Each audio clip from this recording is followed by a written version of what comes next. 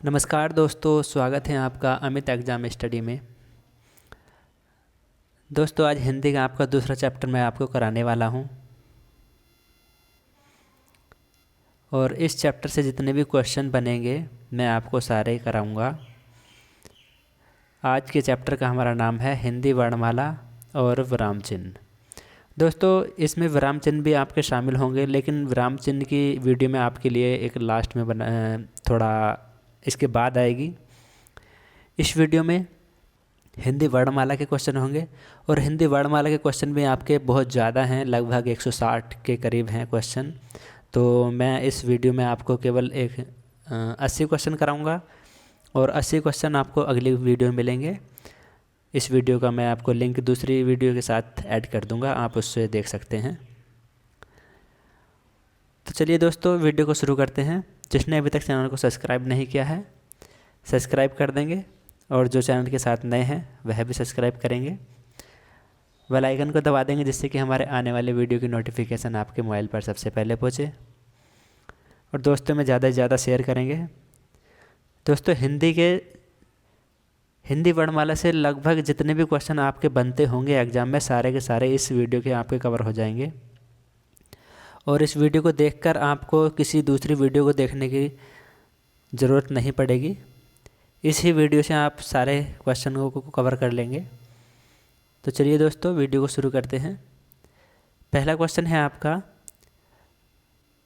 कौन सा वर्ण स्त्रीलिंग नहीं है? तो बताना है आपको। ए ऑप्शन है छोटी ई और बड़ी ई और री और बड़ा ऊ। तो कौन सा वर्ण है जो स्त्रीलिंग नहीं है? दोस्तों, बहुत ही नया क्वेश्चन आपको देखने के लिए मिल रहा है ये। आप बने रहिए मेरे इस चैनल के साथ, आपको नए से नए क्वेश्चन आपको देखने के लिए मिलेंगे और हर क्वेश्चन किसी न किसी एग्ज़ाम में आया हुआ होगा। तो पहले क्वेश्चन का आपका सही जवाब हो जाएगा डी ऑप्शन। जो हमारा स्त्रीलिंग नहीं है वह है बड़ा ऊ, और छोटी ई और बड़ी ई और री ये हमारे स्त्रीलिंग होते हैं और 3 ही स्वर हमारे ऐसे हैं जो स्त्रीलिंग हैं।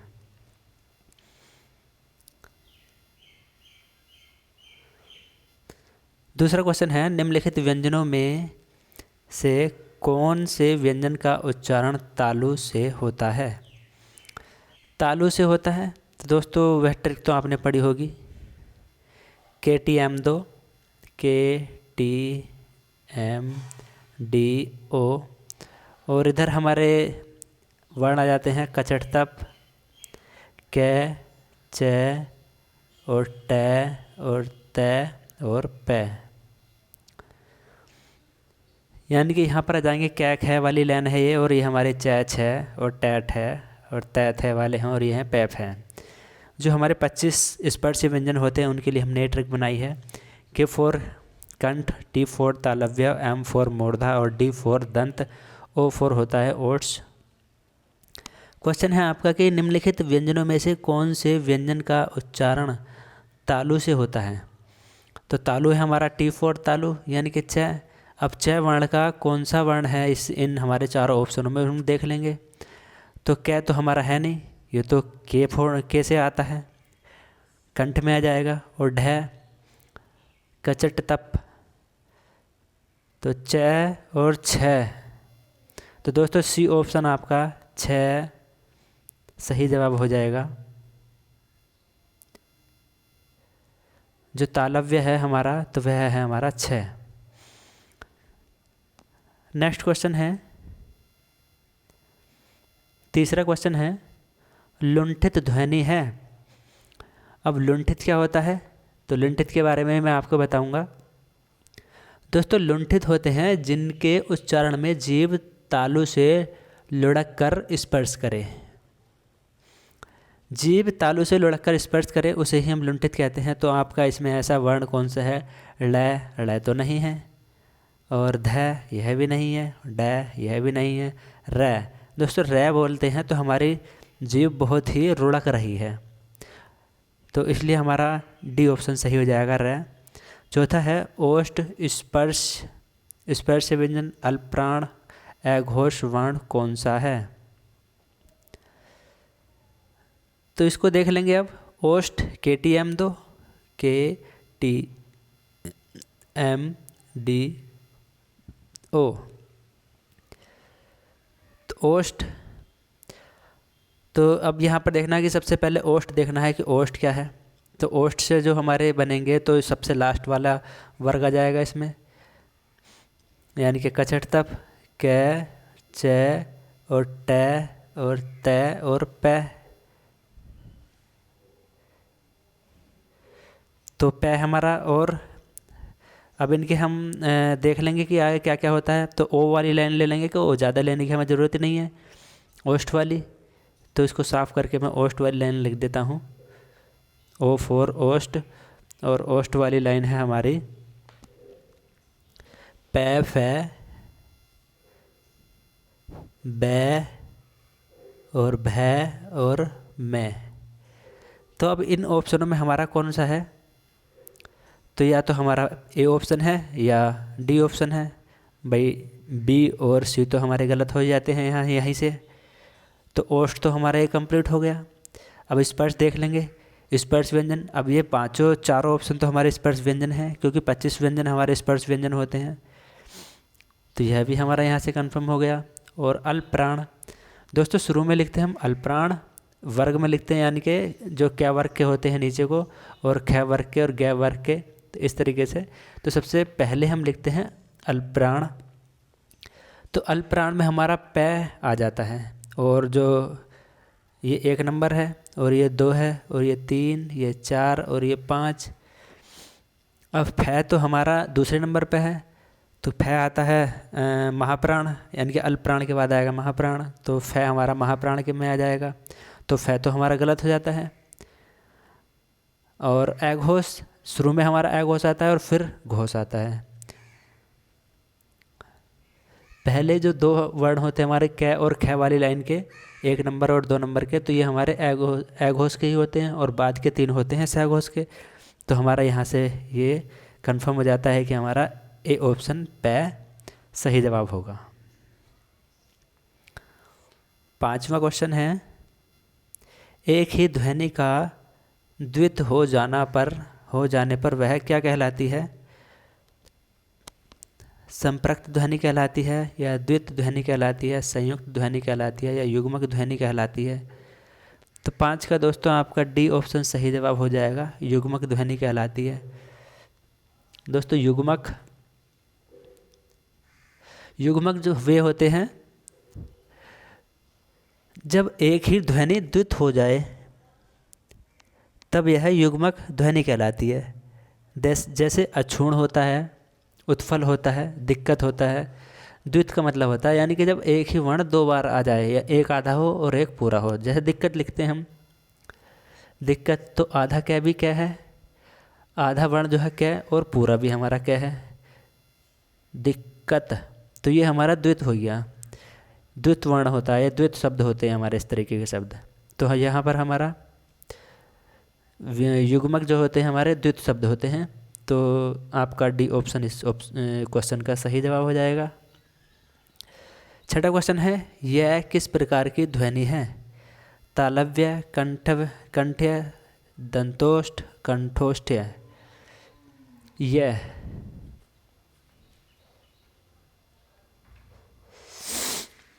तो दोस्तों यह जो है किस प्रकार की ध्वनि है, यह कहाँ पर आता है? देखो के, टी, एम, डी, ओ, और कै, चे, टे और तै और पै, कचट तप।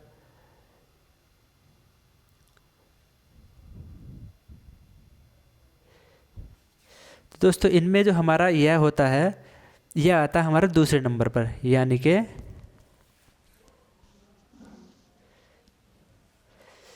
तालव्य में। इसी लाइन में च वाले च वर्ग की लाइन में आता है हमारा यह, और यह और से भी आता है। तो यहाँ पर हमारा ये होता है हमारा क्या? टी फॉर तालव्य। तो ए ऑप्शन आपका सही जवाब हो जाएगा। 7वां क्वेश्चन है, उच्चारण की दृष्टि से वह है ओष्ठ, कंठ तालव्य, दंतोष्ठ, कंठोष्ठ्य। वह किस प्रकार का शब्द है ये बताना है। तो दोस्तों वह जो होता है हमारा दंतोष्ठ होता है, क्योंकि ऊपर के जो दांत होते हैं, ऊपर के दांत और प्लस निचला होठ, तो इनको मिलाकर बनता है हमारा दंतोष्ठ।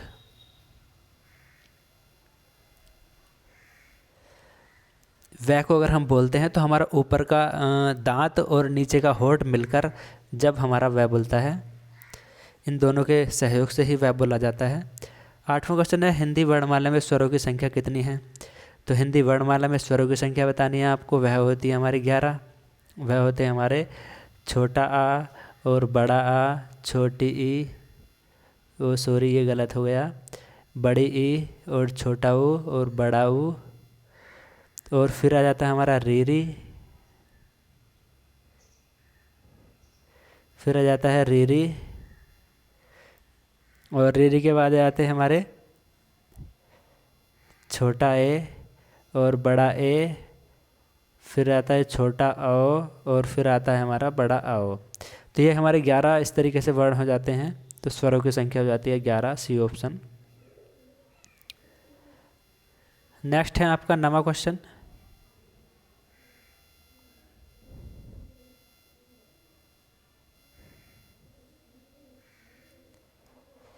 ए के उच्चारण में और की सहायता ली जाती है। ए बोलने के लिए हमें किस उच्चारण की ज़रूरत होती है। तो दोस्तों ए ऑप्शन है आपका दंत या ओष्ठ, बी ऑप्शन है कंठ तालु, और सी ऑप्शन है छंद तालु, और डी ऑप्शन है इच्यस तालु। तो 9वें क्वेश्चन का सही जवाब है आपका बी ऑप्शन। ए के उच्चारण में हमें कंठ की और तालु की, यानी कि कंठ गले की और तालु हमारी जो जीभ का तालु होता है ये खिंच जाता है, कंठ तालु की ज़रूरत होती है। इसकी सहायता से हम ए को बोलते हैं। 10वां क्वेश्चन है, च वर्ण ध्वनियाँ किस वर्ग में आती हैं। तो मैंने अभी कई बार आपको बता चुका हूँ पीछे लिखकर, कचट तब लिखते हैं जैसे हम KTM दो। तो आपका डी ऑप्शन सही जवाब हो जाएगा, तालव्य। और नेक्स्ट है 11वां क्वेश्चन, वर्णमाला का कौन सा अक्षर पुल्लिंग नहीं है। तो सबसे पहला क्वेश्चन मैं इस सेट में आपको करा चुका हूँ कि जो छोटी ई और बड़ी ई और रीरी ये हमारे स्त्रीलिंग वर्ण होते हैं। डी ऑप्शन आपका सही जवाब हो जाएगा इसमें। 12वां क्वेश्चन है, जिन वर्णों का उच्चारण स्वतंत्र होता है उसे कहते हैं। भाई जिनका उच्चारण स्वतंत्र होता है उसे तो हम स्वर कहते हैं, और स्वरों की सहायता जो बोले जाते हैं वह व्यंजन कहलाते हैं। 13वां क्वेश्चन हो जाएगा आपका कि द प्लस ए, कै प्लस से और प्लस ए, इसको मिलाकर हम क्या शब्द लिख सकते हैं। ए ऑप्शन है दक्ष, बी ऑप्शन है ढाग, और सी ऑप्शन है दस्क, और डी ऑप्शन है दक्ष। तो दोस्तों द को हम अगर द में स्वर मिलाएंगे तो खाली द बनेगा, और कै में हम अगर व्यंजन वाला क्या बनाएंगे, लिखेंगे, स्वर मिलाएंगे तो ये बन जाता है हमारा छ, क्योंकि कै और छ के स के मिलने से ही छ बनता है। तो आपका डी ऑप्शन सही जवाब हो जाएगा।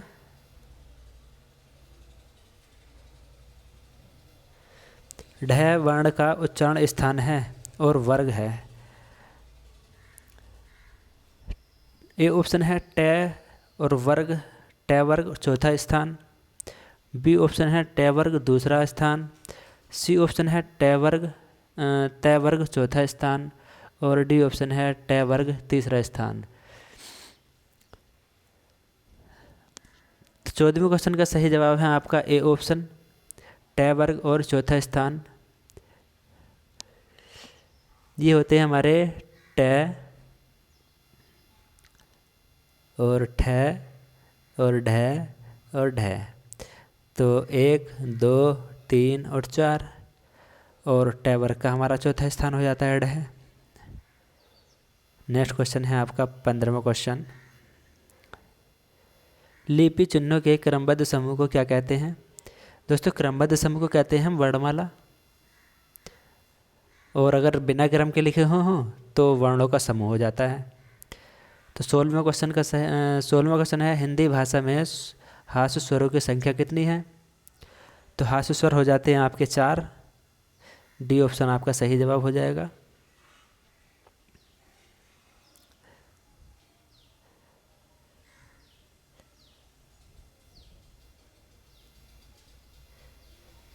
सत्रहवां क्वेश्चन है, ऐसी कौन सी 2 मात्राएं हैं जिनका प्रयोग तो किया जाता है किंतु उनका समावेश स्वर में नहीं किया जाता है? अंग, ए और चंद्रबिंदी लगे हुए हैं हमारे इन पर, और रीरी और ऊ, और सी ऑप्शन है आपका अंग और अह, और डी ऑप्शन है आ ई। तो आपका सी ऑप्शन इसमें सही जवाब हो जाएगा। ऐसे जो वर्ण होते हैं हमारे अंग और अह होते हैं जिनको हम स्वर में तो गिनते नहीं हैं।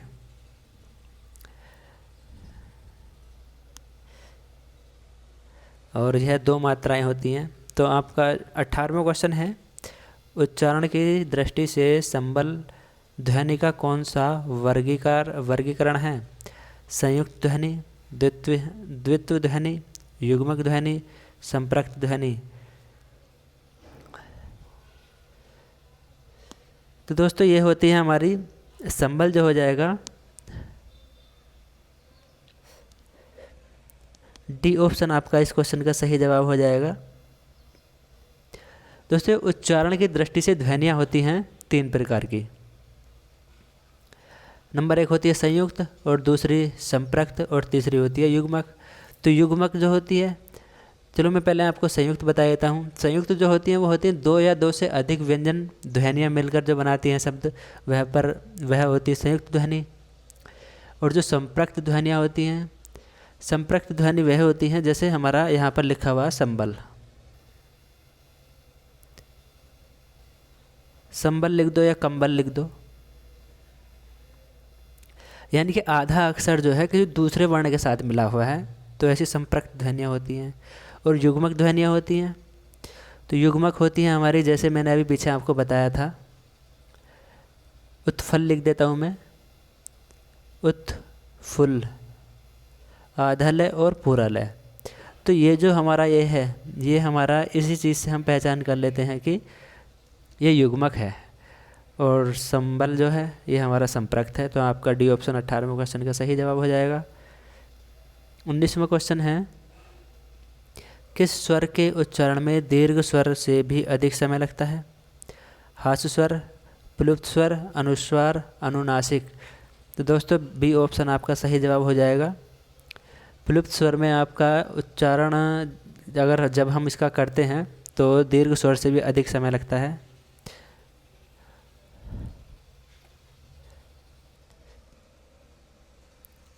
और प्लुप्त स्वर होते हैं जैसे हमारा ओम हो गया या राम हो गया, कि नाटक या संवाद में हम इसका प्रयोग करते हैं, जैसे राम।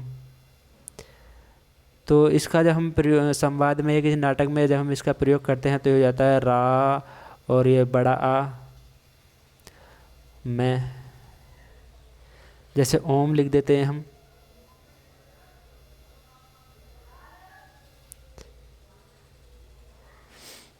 तो ये लुप्त स्वर जो हैं दीर्घ स्वर से भी अधिक समय लगाते हैं, तो बी ऑप्शन आपका सही जवाब हो जाएगा इसमें। और 20वां क्वेश्चन है कि वर्णमाला में स्पर्श व्यंजनों की संख्या कितनी है? तो स्पर्श व्यंजन हो जाते हैं आपके 25।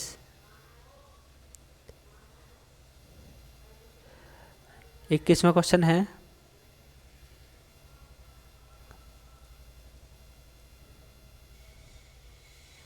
स्वर ए का उच्चारण स्थान कौन सा है? दोनों स्वरों का उच्चारण स्थान बताना है। ऑप्शन ए है आपका कंठ तालव्य, दंत ओष्ठ या ओष्ठ कंठोष्ठ। तो दोस्तों आपका ए ऑप्शन इसमें सही जवाब हो जाएगा, कंठ तालव्य, क्योंकि ये जो हमारे कंठ से और तालव्य से बोले जाते हैं, जिनको बोलने में हमारे कंठ से आवाज़ निकलती है, और जीभ का जो तालु है वह खिंच जाता है। 22वां क्वेश्चन है, हिंदी शब्दकोश में कै के बाद कौन सा व्यंजन दिखाई देता है? ख, छ, च या ड? दोस्तों आया हुआ बहुत ही इम्पोर्टेंट क्वेश्चन है ये, तो ये आपका सही जवाब हो जाएगा छ। कै के बाद छ आता है। इस क्वेश्चन को अधिकतर लोग गलत करके आते हैं, तो इसलिए ध्यान रखेंगे आप इस क्वेश्चन का। 23वां क्वेश्चन है, भाषा की सार्थक लघुत्तम इकाई कौन सी है? मात्रा, शब्द, अर्थ, वर्ण। 23 का आपका बी ऑप्शन सही जवाब हो जाएगा। भाषा की लघुत्तम इकाई जो है वह है हमारी शब्द होती है। और 24वां क्वेश्चन, निम्न में दंत वर्ण कौन सा है? ट, स, है और प। 24 का सही जवाब हो जाएगा आपका बी ऑप्शन स, दंत वर्ण है ये। KTM 2 से लगा, आप इसको देख सकते हैं लगाकर।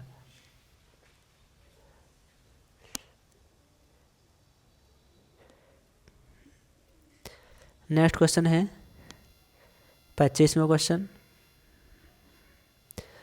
निम्न में अनुनासिक वर्ण कौन सा है? थ, मैं, बै और पै। अनुनासिक, दोस्तों अनुनासिक क्या होते हैं? ये हवा के नाक व मुंह से निकलने के आधार पर हम इनके दो भागों में विभक्त करते हैं। जैसे एक होता है निरनुनासिक या मौखिक शब्द स्वर, और दूसरा होता है अनुनासिक स्वर। अनुनासिक होते हैं जिन स्वरों के उच्चारण में हवा मुंह के साथ साथ नाक से भी निकलती है, वह अनुनासिक होते हैं। तो 25 का आपका बी ऑप्शन सही जवाब हो जाएगा। मैं ऑप्शन, मैं आपका सही जवाब है। 26वां क्वेश्चन है, कौन सा वर्ण घोष है?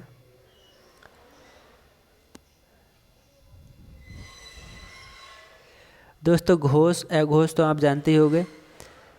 ऑप्शन ए है आपका ग, ऑप्शन बी है च, ऑप्शन सी है ख और ऑप्शन डी है क। तो घोष और अघोष ये दो तरह के शब्द होते हैं। घोष होते हैं जिन ध्वनियों के उच्चारण में स्वर तंत्रियों में कंपन हो, वह होते हैं हमारे घोष। और जिनके उच्चारण में स्वर तंत्रियों में कंपन न हो, वह होते हैं हमारे अघोष। तो वर्ण का हर वर्ग का तीसरा, चौथा और पांचवा जो वर्ण होता है हमारा, वह होते हैं हमारे घोष, और पहला और दूसरा जो होते हैं वह होते हैं अघोष। तो पहला हमें इसमें बताना है घोष, तो घोष के लिए हमारा तीसरा, चौथा और पांचवा वर्ण जो हैं उनको देख लेंगे। तो 26 का आपका जवाब हो जाएगा ए ऑप्शन, ये तीसरा वर्ण है, और बाकी जो हमारे दूसरा और पहले वर्ण हैं। 27वां क्वेश्चन है, ल और स का उच्चारण किस स्थान से होता है? ओष्ठ्य, तालव्य, दंत और कंठ। ल और स, तो 27 का आपका सी ऑप्शन सही जवाब हो जाएगा। ये दंत्य से हमारे बोले जाते हैं। 28वां है, इनमें से कौन सी देवनागरी की वर्ण ध्वनि नहीं है? कंठ ध्वनि, दंतोष्ठ, ग्रीवा ध्वनि, मूर्धा ध्वनि। दोस्तों 28 का आपका सी ऑप्शन सही जवाब हो जाएगा, ग्रीवा ध्वनि। देवनागरी लिपि के हमारे कंठ भी है, तालव्य भी है, और दंतोष्ठ भी है, और मूर्धा भी है। सी ऑप्शन इसका सही जवाब हो जाएगा। 29वां क्वेश्चन है, किस व्यंजन का उच्चारण स्थान तालव्य है? मैं, झ, ग और न। 29 का सही जवाब है आपका बी ऑप्शन झ। झ व्यंजन का उच्चारण स्थान तालव्य है। और 30 क्वेश्चन है आपका, जिन ध्वनियों की गणना न स्वर में की जाती है और न व्यंजन में, उसे क्या कहते हैं? अयोगवाह, अंतस्थ व्यंजन और ऊष्म व्यंजन या आगत व्यंजन।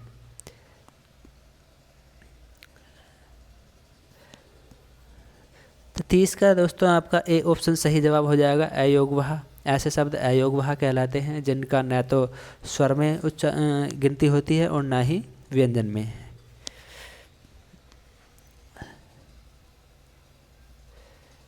31वां क्वेश्चन, स्वर तंत्रियों के आधार पर व्यंजनों को कितने वर्गों में बांटा गया है? 1 वर्ग में, 4 वर्ग में, 3 में या 2 में? स्वर तंत्रियों के आधार पर। तो 31 का आपका डी ऑप्शन सही जवाब हो जाएगा।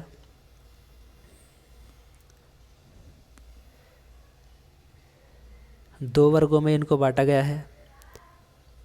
और नेक्स्ट क्वेश्चन है आपका 32वां क्वेश्चन,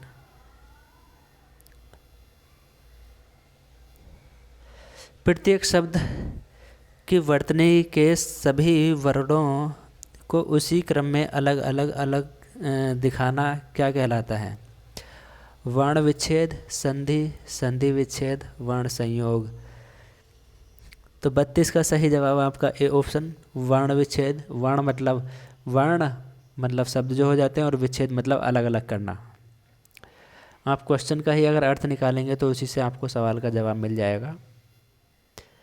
स्वरों का उच्चारण अनुनासिक की सहायता से होता है, बिना किसी की सहायता से होता है, व्यंजनों की सहायता से होता है, अनुस्वार की सहायता से होता है। तो दोस्तों स्वरों का उच्चारण जो होता है वह बिना किसी की सहायता से होता है।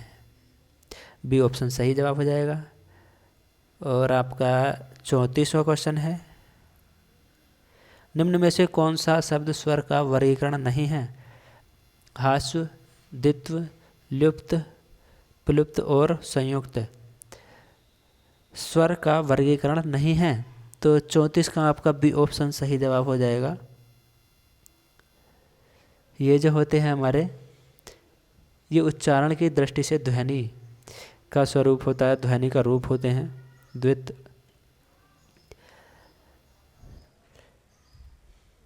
35वां क्वेश्चन है, निम्न में कौन सा शब्द प्रयुक्त और उच्चारण के आधार पर व्यंजन का वर्गीकरण नहीं है?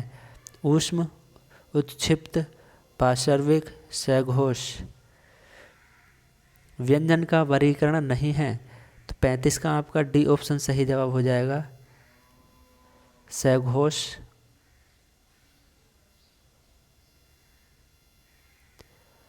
और 36वां क्वेश्चन है, जिन स्वरों के उच्चारण में 2 मात्रा का समय लगता है या हास से 2 गुना समय लगता है उसे कहते हैं? लघु स्वर, मूल स्वर, प्लुप स्वर, गुरु स्वर। दोस्तों 2 मात्राओं का समय लगता है या हास से 2 गुना समय लगता है, तो ऐसे स्वरों को हम क्या कहते हैं? गुरु स्वर कहते हैं। और अगला क्वेश्चन है आपका 37वां, जिस व्यंजन ध्वनि के उच्चारण के समय स्वर तंत्री में कंपन होता है, उस उच्चारण स्थान के आधार पर ध्वनियों के वर्गीकरण में उसका क्या स्थान है? वत्सर, काकल्य, कंठ्य, मूर्धन्य। 37 का सही जवाब है आपका बी ऑप्शन, ऐसे वर्णों को हम काकल्य कहते हैं।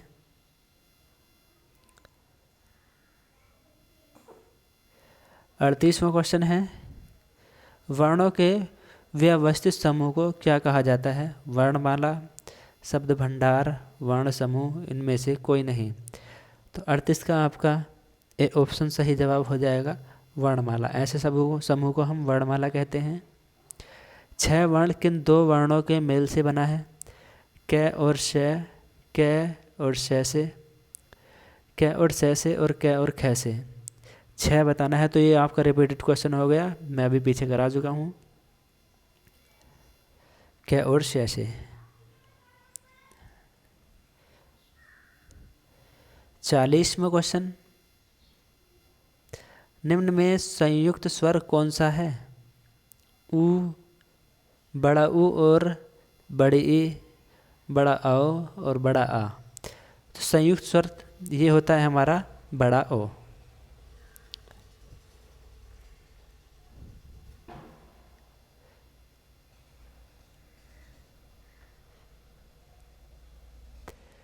दोस्तों ये जो बनता है हमारा बड़ा आ, ये बनता है छोटा आ और ओ के योग से प्लस ओ के योग से, बराबर क्या हो जाता है, आओ।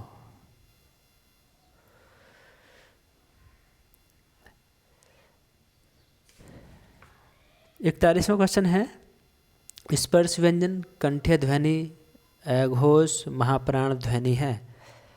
तो 41 का ए ऑप्शन है ख या घ, ग या क। तो कंठ ध्वनि, सबसे पहले तो हम देखेंगे कंठ ध्वनि KTM2 यानी कि के। अब के तो हमारे सही हैं, सारे ही हैं, क और ख, ग और घ और ल। तो हमारा कंठ ध्वनि तो हो गया। अब देखते हैं स्पर्श व्यंजन। अब सारे हमारे तो 25 के 25 व्यंजन सारे स्पर्श होते हैं, तो ये स्पर्श भी हो गया यहाँ से।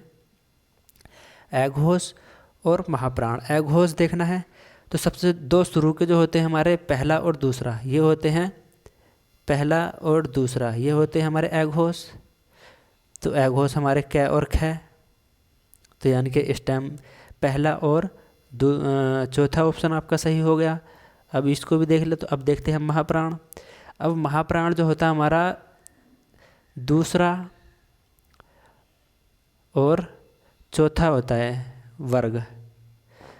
तो आपका इसमें ख ऑप्शन क्या आपका कट जाएगा और ख ऑप्शन आपका सही जवाब हो जाएगा, 41 का ए ऑप्शन।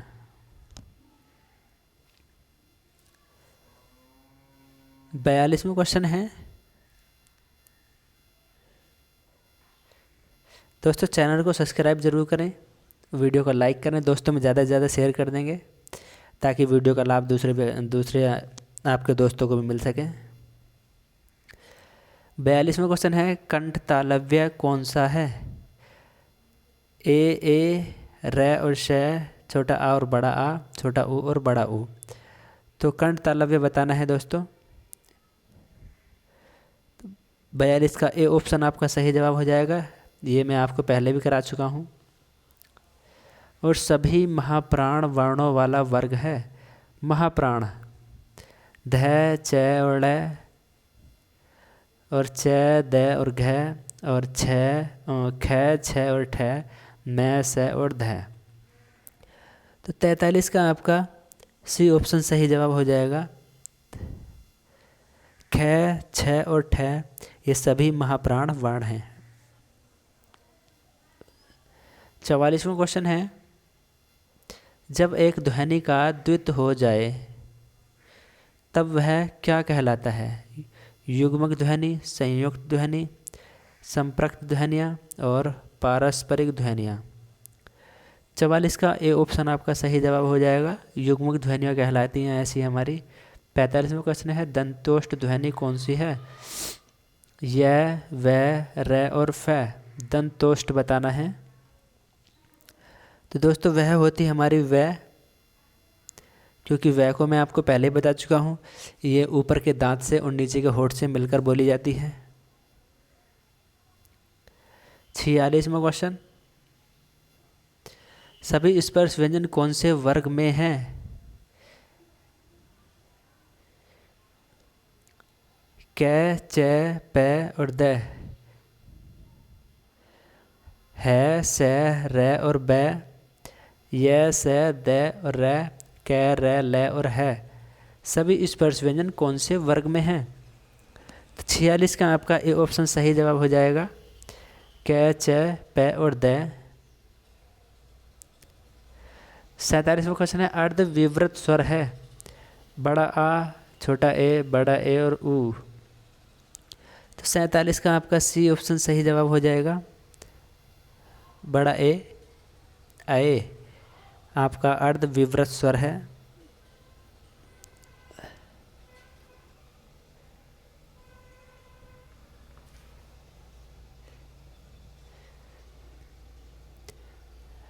नेक्स्ट है 48वां क्वेश्चन है आपका,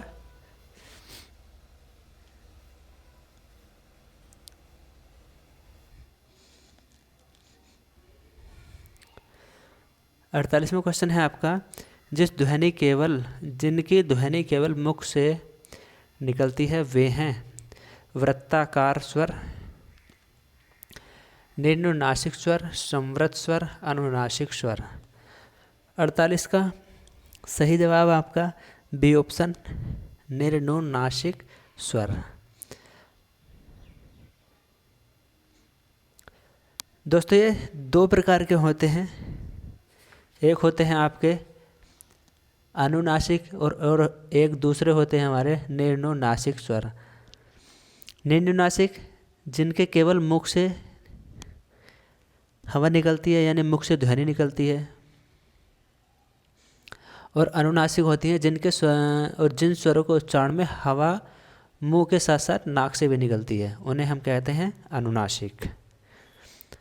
और 49वां क्वेश्चन है आपका, अंतस्थ और ऊष्म वर्ण कितने हैं? अंतस्थ और ऊष्म वर्ण बताने हैं कि 7 हैं, 6 हैं या 8 हैं या 9 हैं। तो दोस्तों 49 का आपका सी ऑप्शन 8 सही जवाब हो जाएगा, क्योंकि 4 ही हमारे अंतस्थ होते हैं और 4 ही ऊष्म व्यंजन होते हैं। इस तरीके से 8 व्यंजन हो जाते हैं। 50वां क्वेश्चन है, रै का विवरण है वत्सर्य, लुंठित, सघोष, अल्प प्राण व्यंजन। और बी ऑप्शन है वत्सर्य, संघर्षी, अघोष, अल्प प्राण व्यंजन। और सी ऑप्शन है वत्सर्य, स्पर्श, सघोष, महाप्राण व्यंजन। और डी ऑप्शन है वत्सर्य, पार्श्विक, सघोष, महाप्राण व्यंजन। तो 50 का ए ऑप्शन आपका सही जवाब हो जाएगा। और 51वां क्वेश्चन है, काकल्य वर्ण कौन सा है? तो दोस्तों यह काकल्य वर्ण जो होता है सी ऑप्शन है होता है,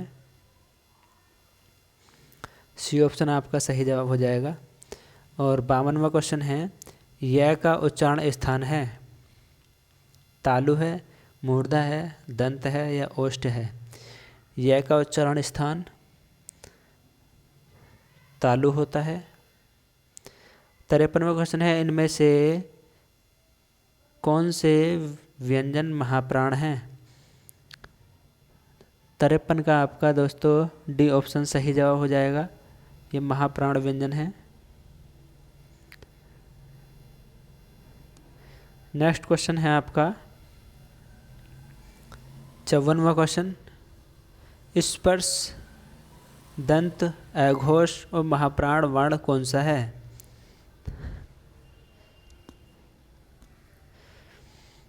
भ, थ, फ और छ।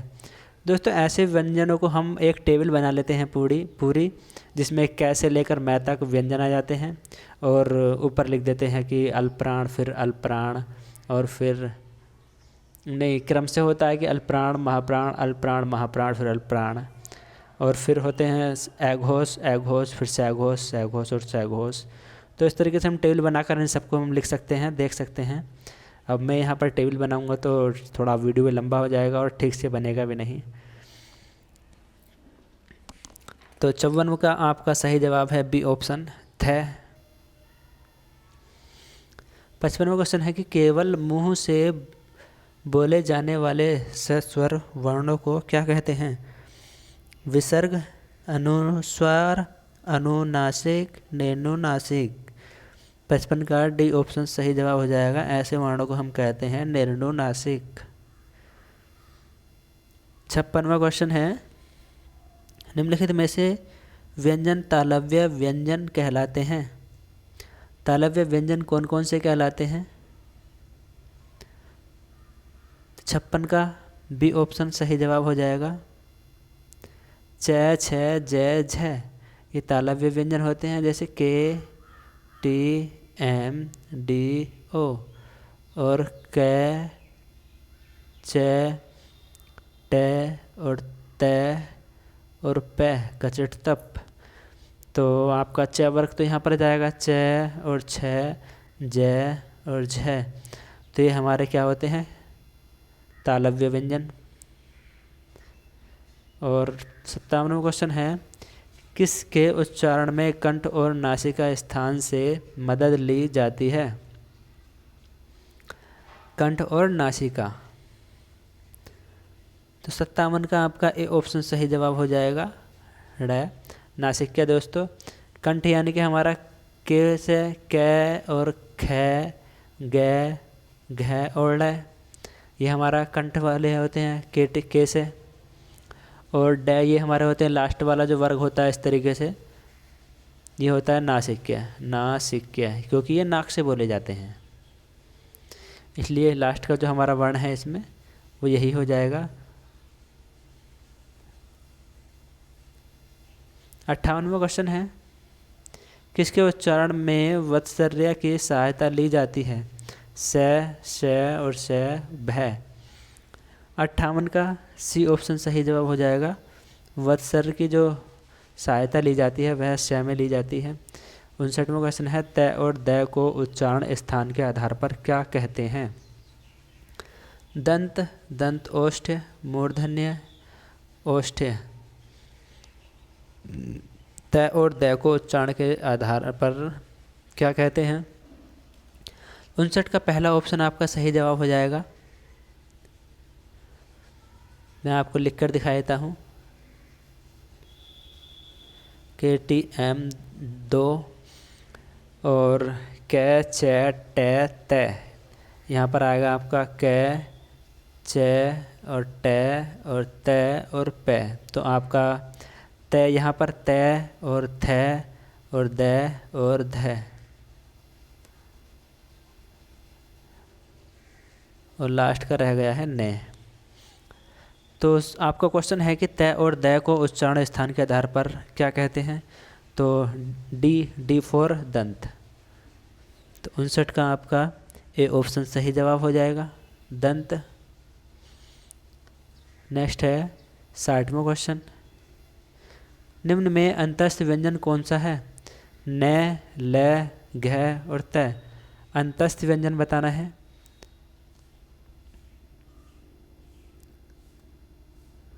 तो 60 का सही जवाब आपका बी ऑप्शन हो जाएगा, ल। ये हमारा अंतस्थ व्यंजन होता है। निम्न में से अघोष वर्ण कौन सा है? ट, द, ढ और ड। तो 61 का आपका ए ऑप्शन सही जवाब हो जाएगा, ट। अघोष वर्ण होता है। अघोष वर्ण हमारा पहला और दूसरा वर्ग होता है। तो ट और ठ यानी कि ट और ठ दोनों वर्ण हमारे अघोष होते हैं। और नेक्स्ट है 62वां क्वेश्चन, महाप्राण है ट, उ और ठ। तो महाप्राण जो होते हैं हमारे, पहला होता है अल्पप्राण, फिर उसके बाद महाप्राण। तो ट और ठ, तो यहाँ पर आपका 62 का डी ऑप्शन सही जवाब हो जाएगा। 63वां क्वेश्चन है, मूर्धा स्पर्श सघोष नासिक अल्पप्राण व्यंजन कौन सा है? ल, य, ड़ और मैं। 63 का आपका सी ऑप्शन सही जवाब हो जाएगा।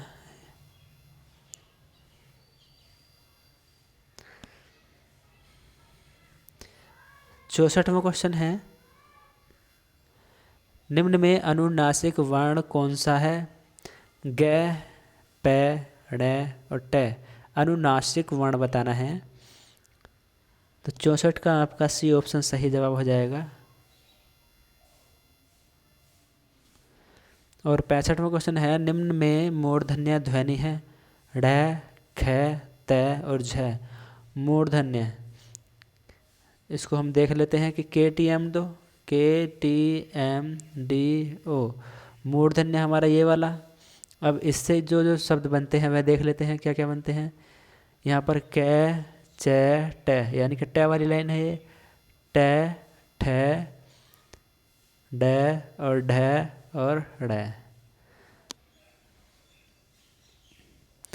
तो दोस्तों आपका इसमें केवल एक ही शब्द मिल रहा है आपको, 65 का पहला ढ शब्द। तो आपका ए ऑप्शन इसमें सही जवाब हो जाएगा। और नेक्स्ट क्वेश्चन है,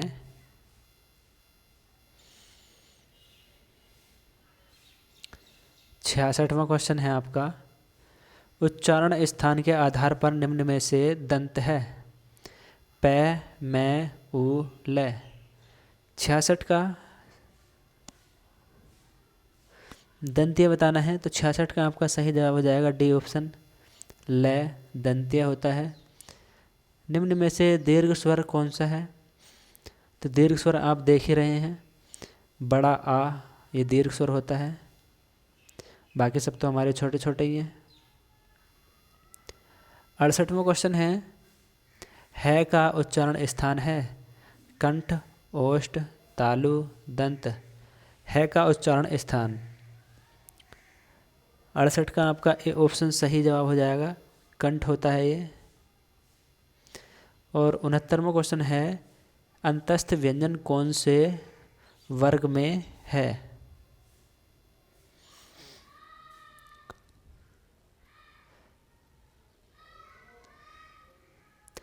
तो अंतस्थ व्यंजन जो होते हैं हमारे, वह आपका बी ऑप्शन, य, व, र, ल। र इसमें है नहीं, ये हमारे अंतस्थ व्यंजन होते हैं, 4 व्यंजन।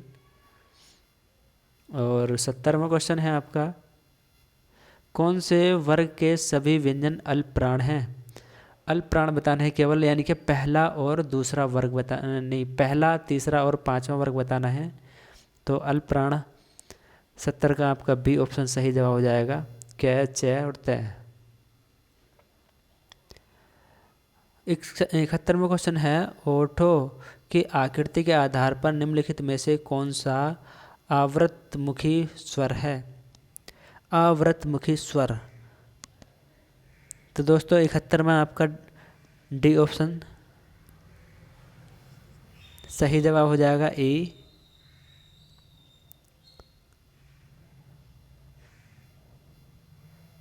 72वां क्वेश्चन है, जिह्वा के आधार पर स्वर कितने प्रकार के होते हैं? 6, 3, 4, 2। तो जिह्वा के आधार पर होते हैं आपके 3 प्रकार के,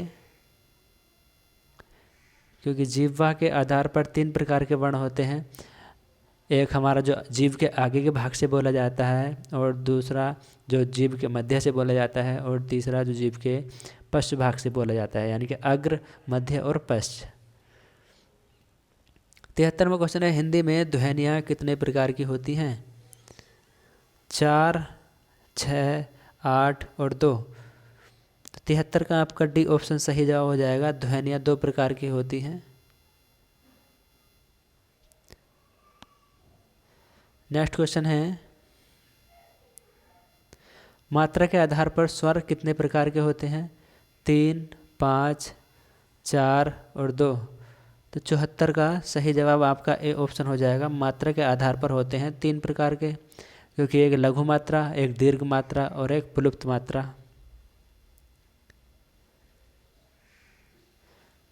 75वां क्वेश्चन है, एक से अधिक वर्णों के मेल को क्या कहते हैं? व्यंजन, स्वर, अनुस्वार, अक्षर। एक से अधिक वर्णों के मेल को, तो दोस्तों एक से अधिक वर्णों के मेल को हम कहते हैं व्यंजन। तो 75 का ए ऑप्शन आपका सही जवाब हो जाएगा।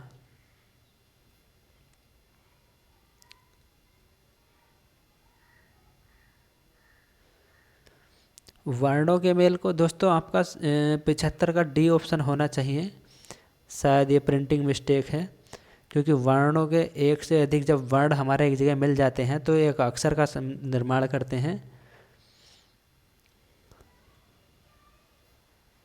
और आपका नेक्स्ट क्वेश्चन है 76वां क्वेश्चन,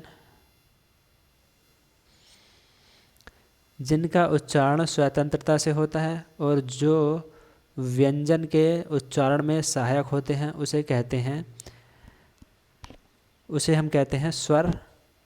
76 का ए ऑप्शन आपका सही जवाब हो जाएगा, क्योंकि व्यंजन बिना स्वर के नहीं बोले जाते हैं। और 77वां क्वेश्चन है, और इस वीडियो का हमारा लास्ट क्वेश्चन होगा, ई, छोटी ई, बड़ी ई, च, छ, ज, झ, व आदि का उच्चारण स्थान कौन सा है? ओष्ठ, कंठ्य, तालव्य, मूर्धन्य। दोस्तों मैं इसे कई बार आपको बता चुका हूँ, फिर भी यहाँ पे एक बार और देख लीजिएगा, KTMDO, और ये हो जाता है कै और चै और टै और तै और पै। तो ये हमारे चै छः जै झै में, तो चै वर्ग हमारा ये वाला आ जाता है, चै और छः जै और झै और वै, ये। तो चै वर्ग जो है हमारा T4 तालव्य हो जाता है। तो आपका सी ऑप्शन इस क्वेश्चन का सही जवाब हो जाएगा। तो दोस्तों इसी के साथ आपका ये वीडियो ख़त्म होता है, लास्ट होता है। और कैसा लगा ये वीडियो आप कमेंट्स बॉक्स में कमेंट करके ज़रूर बताइएगा। और इसी से संबंधित एक वीडियो आपको एक नेक्स्ट वीडियो में आपको एक बना के दूंगा, जो आपके 78 से लेकर 160 तक होगा।